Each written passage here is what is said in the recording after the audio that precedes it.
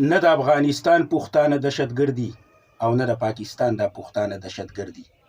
په دې ملک کې چې دا دهشتګردي څوک کوي او دا دماکې څوک کوي، نو دا د ټولې دنیا ته پته ده، خو هر سړی یریږي او په خوله یې لاس یخې نوم یې نشي اخیستی. السلام علیکم، زه یم ستاسو ورور عبید خان. پښتون دهشتګر نه دی، پښتون غیرتي او میلمه دوست قوم دی. ملګرو، د ملګري قسم په خدای سور حقیقت یې ویلی ښه. نو ویډیو مکمل وګورئ او مخکې د ټولو ملګرو سره دا ویډیو هم شریکه کړئ. نو راځئ د ورورجان دا ویډیو لږه شانتي ګورو.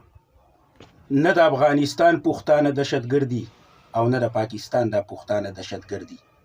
په دې ملک کې چې دا دهشتګردي څوک کوي او دا دماکې څوک کوي، نو دا د ټولې دنیا ته پته ده، خو هر سړی یریږي او په خوله یې لاس یخې نوم یې نشي اخیستی. او کم سړي چې نوم اخیستی دی، نو هغه یې ګریفتار کړی دی، تشدد پې کوي، بربنډۍ یې، نو څوک د یاري نوم نشي اخیستی. په خدای مې قسم یې په دې ملک کې چې دا څه نقصانونه کېږي او دا پښتانه قتلېږي، نو دا زموږ دا حکومت دی.